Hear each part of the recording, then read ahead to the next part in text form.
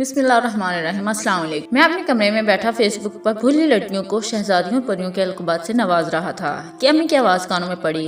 حاضر خدمت ہوا تو امی نے بتایا تمہاری تایا جی کا فون آیا تھا، کہہ رہے تھے کہ ان کے مرحوم دوست کی گھر والی حیدرآباد سے لاہور آ رہی ہے اور کچھ دن ہمارے پاس رہے گی۔ میں نے کہا ٹھیک ہے، مجھے کوئی اعتراض نہیں۔ امی گھورتے ہوئے بولی تم سے اجازت نہیں لے رہی بلکہ بتا رہے ہیں کہ تم ہریالی بیگم کو اسٹیشن سے لے کر آؤ گے اور لاہور میں جہاں جہاں وہ چاہیں گے ان کو سیر بھی کرواؤ گے۔ ساتھ بیٹھی سدرا بولی این بھیا تایا جی بتا رہے تھے کہ ان کو ہریالی خالہ کی بیٹی جہارا تمہارے لیے بہت پسند ہے، لیکن ہریالی خالہ کو شاید تمہاری اوٹ پٹانگ حرکتیں پسند نہ آئے، لہٰذا ان کے سامنے بہت فرمانبردار بن کر رہنا، شاید کوئی بات بن جائے۔ میں نے مشکوک نظروں سے دیکھتے ہوئے پوچھا سچ کہہ رہی ہو نا؟ کہنے لگی یقین نہیں تو پوچھ لو تایا جی سے۔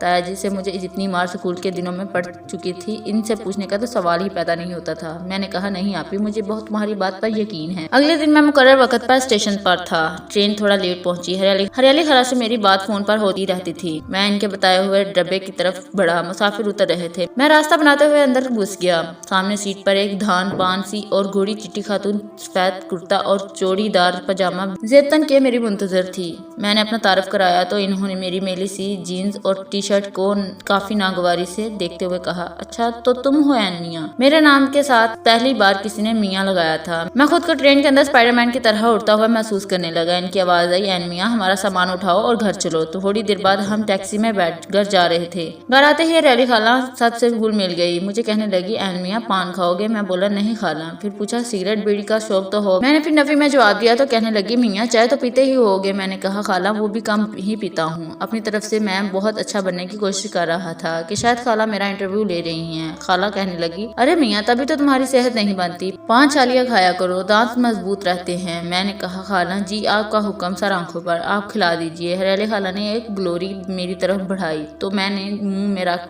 کر ہلکے ہلکے چبانی شروع کر۔ سدرا اور زینت میری فرمانبرداری پر حیران ہو رہی تھی اور اشارے سے مجھے شاباشی دے رہی تھی۔ میں نے ہریالی خالہ کے خوبصورت نین و نقش کی مناسبت سے ان کی دیکھی جہارا کو چشم تصور میں دیکھنا شروع کر دیا۔ یکایک میری آنکھوں کے سامنے کوس و قزح کے رنگ بکھر گئے اور خوشیوں سے میری سانسیں مہکنے لگی۔ امی کی آواز مجھے اس فانی جہاں میں واپس لے آئی، کہہ رہی تھی کل صبح ہریالی خالہ کو لاہور کی سیر کرا لانا، سدرا اور زینت کو بھی ساتھ لے جانا۔ میں نے تو فرمانبرداری کے ریکارڈ توڑنے کی قسم کھا رکھی تھی، اوپر سے ہریالی خالہ کا سندلی سا رنگ، شربتی آنکھیں اور لکھنؤ اسٹائل مجھے جہارا کا دیوانہ بنائے جا رہا تھا۔ اگلا دن بہت یادگار گزرا۔ میں نے ذہن بھائی کا سفید کرتا پاجامہ پہنا اور پاؤں میں سفید جوگر کس لیے۔ میری ڈریسنگ دیکھ کر پہلے تو بہنوں نے میرا اچھا خاصا مذاق اڑایا کہ بالکل لکھنؤ کے افتخار ٹھاکر لگ رہے ہو، لیکن خالہ کی تعریف کرنے پر چپ ہو گئی۔ ہریالی خالہ کو لاہور کے مشہور مقامات کی سیر کروائی، داتا صاحب بھی حاضر تھی، شاہی قلعہ، بادشاہی مسجد، مینار پاکستان، مزار اقبال کے بعد پرانی نارکلی بھی گئے جہاں سے خالہ نے کچھ شاپنگ کی اور اسپیشل پان بنوائے۔ سدرا اور زینت بھی ہریالی خالہ کے ساتھ بالکل سہیلیوں کی طرح گھوم پھر رہی تھی۔ دوپہر کا کھانا ہم نے انارکلی سے ہی کھایا اور واپس گھر کی طرف چل دیے۔ راستے میں ہریالی خالہ خوشی سے گنگنا رہی تھی، ہم تینوں ان کے گنگنانے کو انجوائے کر رہے تھے۔ گھر آ کر ہریالی خالہ نے ہم تینوں کی بڑی تعریف کی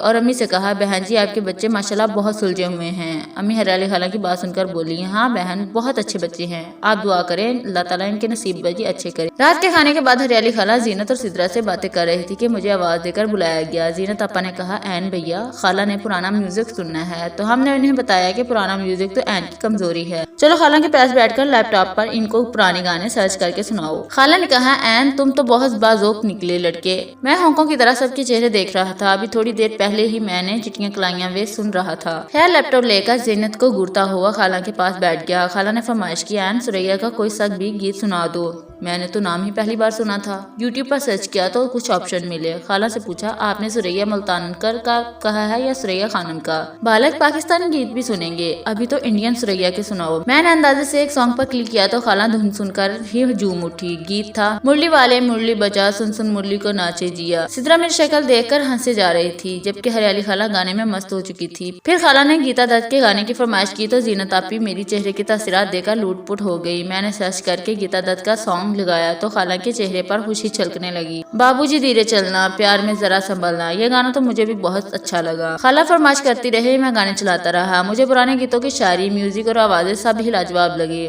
خالہ نے لتا جی، محمد رفیق، مکیش، لدت، محمود سب کو سنا، پھر پاکستانی میوزک کی طرف آ گئی۔ نسیم بیگم اور سلیم رضا کا گیت کہیں دو دل جو مل جاتے بگڑتا کیا زمانے کا لگانے کو بولا۔ اب تو میرا ہاتھ بھی سیٹ ہو چکا تھا، وہ بولتی جاتی میں فوراً سرچ کر کے چلا دیتا۔ سدرا ہمیں چائے پلاتی رہی۔ خالہ نے میڈم نہور جان، زبیدہ خانم، مالا، رونا لیلا، ناہید اختر اور نیرا نور کے گیت سنے۔ رات کافی زیادہ ہو چکی تھی، سب لوگ پرانے گیتوں سے لطف اندوز ہو رہے تھے۔ تب ہریالی خالہ نے کہا، این میاں اب آخر میں مبارک بیگم کا گیت لگا دو، کبھی تنہائیوں میں یوں تمہاری یاد آئے گی، پھر سوتے ہیں۔ میں نے بلیک اینڈ وائٹ دور کا سانگ لگایا تو جیسے سب لوگ اس آواز کے سحر میں کھو گئے۔ ہریالی خالہ کی آنکھوں سے بے اختیار آنسو چھلکنے لگے۔ جب نغمہ ختم ہوا تو خالہ سچ مچ رو رہی تھی۔ میں نے پوچھا، خالہ آپ کیوں رو رہی تھی؟ خالہ نے جواب دیا، این میاں اللہ بخشے تمہارے خالو یاد آ گئے، ہم مل کر یہ گیت سنا کرتے تھے۔ ماحول کافی سنجیدہ ہو گیا تو ہم نے سو جانے میں ہی عافیت سمجھی۔ اگلے دن سدرا نے بتایا کہ ہریالی خالہ نے اپنی بیٹی جہارا کو بھی لاہور بلوا لیا ہے، 1-2 دن تک آ جائیں گی۔ خوشی سے میرے پاشے کھلے جا رہے تھے۔ میں نے تصور میں خود کو جہارا کے ساتھ ہاتھ میں ہاتھ ڈالے ماڈل ٹاؤن پارک میں سیر کرتے ہوئے دیکھا، پھر ہم سی بلاک مارکیٹ میں گول گپے کھانے لگے۔ میں جہارا کو گول گپے کھلا رہا تھا اور وہ مجھے کھلا رہی تھی، ساتھ ساتھ ہم مزے مزے کی باتیں بھی کر رہے تھے۔ میرے دن رات جہارا کے تصور میں گزر رہے تھے۔ 3-4 دنوں بعد پتہ چلا کہ جہارا آ جا رہی ہیں۔ میں نے سدرا سے پوچھا کہ جہارا کو اسٹیشن سے لے آؤں کیا؟ کہنے لگی، نہیں، تم نے جہارا کے بارے میں کسی سے کوئی بات نہیں کرنی، تم ایک خالص مشرقی لڑکے ہو۔ میں نے فوراً بھائی کا سفید کرتا پاجامہ پہنا اور خود کو مشرقی لڑکے کے روپ میں ڈھال لیا۔ شام کو ایک گاڑی گھر کے گیٹ کے سامنے رکی۔ ہریالی خالہ کی آواز سنائی دی، لگتا ہے ہماری جہارا پہنچ گئی ہے۔ میں فوراً گیٹ کھول کر باہر نکلا تو گاڑی سے کافی سارے بچے باہر نکل رہے تھے۔ فرنٹ سیٹ سے ایک مرد بھی نیچے اترا۔ سب سے آخر میں ایک بہت ہی فربا خاتون بڑی مشکل سے گاڑی میں سے برآمد ہوئی۔ میں نے سوچا پیچھے یقیناً ایک اور گاڑی بھی آ رہی ہوگی جس میں جہارا اپنی تمام توانائیوں اور حشر سامانیوں سمیت موجود ہوگی۔ اتنے میں ہریالی خالہ بھی گلی میں آ گئی اور فربا خاتون کو خود سے لپیٹ کر پیار کرنے لگی۔ میں نے پوچھا، خالہ جہارا نہیں آئی؟ خالہ بولی، لو این میاں یہ جہارا ہی تو ہے، اس کے میاں اور بچوں کو لاہور دیکھنے کا بڑا شوق تھا۔ میں نے ان کو کہا فوراً آ جاؤ، اپنے این میاں بہت مہمان نواز اور فرمانبردار نوجوان ہیں، تم لوگوں کو سارا لاہور گھمائیں گے۔ مجھے چکر سے آنے لگے اور تصور میں جہارا کے ہاتھ سے کھائے ہوئے گول گپے گلے میں پھنستے ہوئے محسوس ہونے لگے۔ میں نے گھر کی طرف دیکھا تو سدرا اور زینت گیٹ کے پیچھے کھڑی ہنسی جا رہی تھی اور میری صورت دیکھ کر آپس میں خسر پھسر کر رہی تھی۔ جہارا کے بچوں نے مجھے گھیرا ہوا تھا۔ جہارا کا میاں میرے آنسوؤں کو خوشی کے آنسو سمجھ رہا تھا اور میرے دل رو رو کر گا رہا تھا، کہیں دو دل جو مل جاتے بگڑتا کیا زمانے کا، خبر کیا تھی کہ یہ انجام ہوگا دل لگانے کا۔ دوستو، اگر آپ کو ہماری ویڈیو اچھی لگے تو پلیز اسے لائک اور شیئر ضرور کیجیے گا، اور اس طرح کی مورل اخلاقی سبق آموز محبت کی داستانیں سننے کے لیے ہمارے اس چینل کو ضرور سبسکرائب کریں اور بیل آئیکن کو دبا دیں تاکہ آنے والی تمام ویڈیوز سب سے پہلے